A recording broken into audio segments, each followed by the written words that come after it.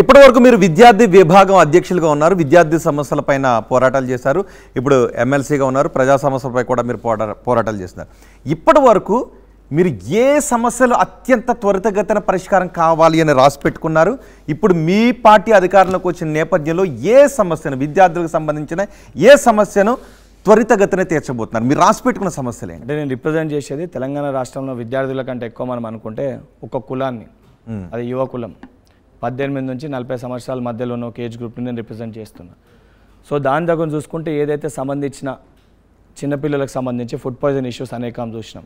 So దానిపైన already సంబంధించి అంగన్వాడీ ఇప్పుడు ఆల్రెడీ అంటే దాని రిలేటెడ్ సంబంధించి సీతక్క గారే మంత్రిగా ఉన్నారు కాబట్టి అంగన్వాడీ ఫుడ్ పాయిజన్ ఇష్యూస్ అంటే దానికి సంబంధించి మొదట పౌష్టిక ఆహారాన్ని స్కూళ్ళలో అందించాలనేది మొదటి లక్ష్యం.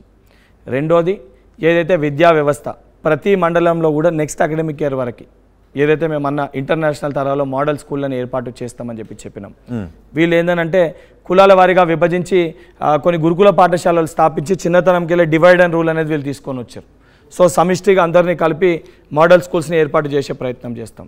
అంటే దానితో పాటు ఏదైతే బాసరా IIITs వంటి యూనివర్సిటీస్లో ఏవైతే కష్టాలు ఉండేనో ఆ కిచెన్ని కూడా మొత్తం పూర్తి స్థాయిలో తీసుకొని వచ్చి దానికి ఫుడ్ పాయిజన్ పూర్తి కెమెరాస్ పెట్టి ఎక్కడ ఏది జరిగినా కూడా ఇమీడియట్గా వీసీ గారికి తెలిసే విధంగా దానిపైన దృష్టి సాధిస్తాము. దానితో పాటు ఏదైతే సంబంధించి మా యువకులకి మాట ఇచ్చినామో మొదటి ఏడాదిలో 2 లక్షల ఉద్యోగాలు, దాంతోపాటు స్కిల్ డెవలప్మెంట్ కానివ్వండి, ఇవన్నిటికంటే ముఖ్యంగా ఏదైతే యువకులకి ఇంకా ఇతర సమస్యలు ఏమన్నా ఉన్నాయో ఏదైతే కార్పొరేటైజేషన్ చేసి వీళ్ళు దాదాపు 7 కార్పొరేట్ యూనివర్సిటీలకి పర్మిషన్లు ఇచ్చారు.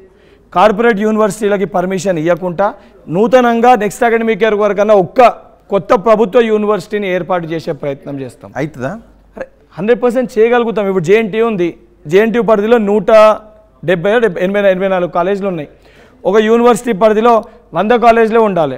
100 కాలేజ్ పైన ఉంటే ఇంకో యూనివర్సిటీకి మనం ట్రాన్స్ఫర్ చేయవచ్చు. ఉదాహరణకి JNTUలో ఆంధ్రాలో JNTU కాకినాడ ఉంది, JNTU అనంతపూర్ ఉంది, JNTU. ఓకే, అంటే నేను అడిగేది అది కాదు. ఇప్పటి నుంచి డేట్ పెట్టుకుంటే 1 సంవత్సరం తర్వాత అసలు విద్యార్థి విభాగం అనేది సమస్యలతో రోడ్డెక్కాల్సిన పరిస్థితి రాదా? ఉండదా? విద్యార్థులకు సమస్యలు ఏమి ఉండవు? ఇప్పుడు కొంతమంది అలాంటి పరిస్థితులు నెలకొని ఇప్పుడు ఫర్ ఎగ్జాంపుల్ ఒకటి చెప్తే, ఇప్పుడు నేను ఇక్కడ ఉన్నా, ఇప్పుడు నెంబర్ చెప్పగానే ఏదో విద్యార్థి సంఘం వాళ్ళు వెంకట్కి ఫోన్ చేస్తారు. ఇక్కడ ఉన్నప్పుడు నేను ఏదో ఫోన్ లేపలేను కదా. మీ సొంటోళ్ళు అక్కడ ఇంకోటి చూసిన వెంకట్ ఫోన్ కొట్టమన్నాడు, వెంకట్కి ఫోన్ చేస్తే ఫోన్ లేపుతలేడని. అంటే సమస్యని సృష్టించాలనుకుంటే ఏ రకంగానే సృష్టించవచ్చు. లేదు పోయి సమస్యని పరిష్కరించుకోవాలని అనుకుంటే వచ్చి సమస్యని పరిష్కరించుకోగలుగుతాం. అండ్ నేను ఏ రోజు కూడా ఎవరు రోడ్ ఎక్కొద్దని చెప్పి ఏ రోజు నేను భావించా. సమస్య ఉంటే 100% రోడ్ ఎక్కాలి, వాళ్ళ గలాన్ని వారు వినిపించాలి. అదే ప్రజాస్వామ్యం. దాన్ని అణచివేసే ప్రయత్నం చేశారు కాబట్టి మేము పోరాటం చేయాల్సి వచ్చింది. ఓకే, మౌలి గారు మిమ్మల్ని క్వశ్చన్ అడుగుతారు. వెంకట్ గారు, బీఆర్ఎస్ ఎమ్మెల్యేలకు కాంగ్రెస్ పార్టీ గాలం వేస్తుందా లేదా? ఇప్పటికే భూస్థాపితం చేస్తామని చెప్తున్నారు, లేదా చాలామంది మాతో టచ్లో ఉన్నామని చెప్తున్నారు. ఏంటి పార్టీ పోచింగ్ చేస్తున్నారా? అంటే ప్రజాస్వామ్యం కావాలని ప్రజలతో పాటు వాళ్ళు కూడా కోరుకోరు. అంటే మీ పార్టీలోకి వస్తేనే ప్రజాస్వామ్యం కావాలని చెప్పి ప్రజల కంటే ఎక్కువ టీఆర్ఎస్ పార్టీ నాయకులే కోరుకోరు. ప్రజలకు ఎంత బాధ ఉంటేనో సరే, ప్రజలన్న ముఖ్యమంత్రి గారు బాధ చూడలేకపోతే వీళ్ళు శాసనసభ్యులని వాళ్ళ ముఖ్యమంత్రి వాళ్ళకి గెలవకపోతుండే. సో వాళ్ళు కూడా రేవంత్ రెడ్డి గారి విధి విధానాలు నచ్చి, రేవంత్ రెడ్డి గారి సిస్టమ్ నచ్చి, రేవంత్ రెడ్డి గారు పరిపాలిస్తున్న తీరు నచ్చి, తెలంగాణ అభివృద్ధి ధ్యేయంగా దృష్టిలో పెట్టుకొని తెలంగాణ అభివృద్ధి జరగాలంటే అది రేవంత్ రెడ్డి గారి, బట్టి విక్రమార్క గారి సారథ్యంలోనే అది సాధ్యమవుతుందని చెప్పి భావిస్తే వాళ్ళు వచ్చి జాయిన్ అవుతారంటే 100% జాయిన్ చేసుకుంటారు. తప్పేముంది దాంట్లో? కానీ మీ పార్టీలోంచి గతంలో బీఆర్ఎస్లో చేరినప్పుడు అది అన్యాయం, అప్రజాస్వామికం అన్నారు. అప్పుడు కోర్టుకు వెళ్ళి మీరు గొడవ చేసి అదే పనిని మీరు ఎట్లా చేస్తారు? అంటే మేము వాళ్ళు వచ్చి చేరుతామంటే వేరే, వాళ్ళు పూర్తి స్థాయిలో ఎమ్మెల్యేలను తీసుకుపోయి అధికారికంగా తెలిసి కొనుగోలు చేసి గుంజుకునే ప్రయత్నం చేశారు. ఎక్కడ కూడా మా నాయకులు టీఆర్ఎస్ పార్టీ ఎమ్మెల్యేలు ఇంటికి పోతలేరు.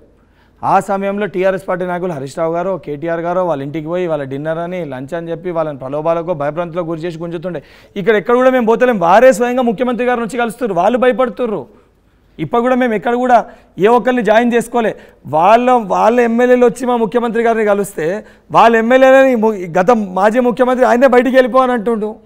మొన్న మీ మంత్రి పొన్నం ప్రభాకర్ కూడా ఒక ఎమ్మెల్యే ప్రకాష్ గౌడ్ ఇంటికి వెళ్ళి కలిసి వచ్చినమాట నిజం కదా? అంటే ప్రకాష్ గౌడ్ గారికి, పొన్నం ప్రభాకర్ గారికి వారికి రిలేషన్ ఉంది.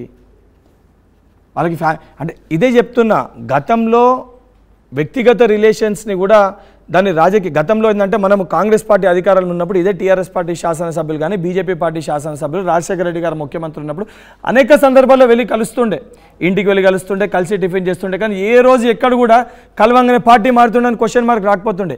టీఆర్ఎస్ పార్టీ అధికారంలోకి వచ్చినాక వాళ్ళకు కొత్త కల్చర్ని తీసుకొని వచ్చారు. అది కాంగ్రెస్ పార్టీ కల్చర్ కాదు.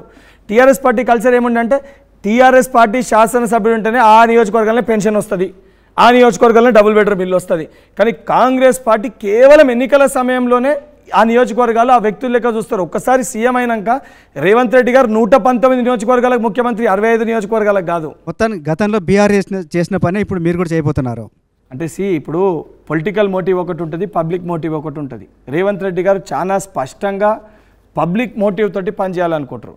పనిచేయాలనుకుంటున్న రేవంత్ రెడ్డి గారిని ఈ ప్రభుత్వం కూలిపోతుంది, మేము గుంజేస్తాము, కూలగొట్టేస్తాము అని ప్రజా తీర్పుకి వ్యతిరేకంగా వాళ్ళు పని చేయాలనుకుంటే, ప్రజలకు ఏదైతే మేము ఇచ్చిన హామీలు కానీ అందిస్తామన్న మెరుగైన పరిపాలన కోసం మేము ఆ పని చేయాల్సి వస్తుంది. Public interest.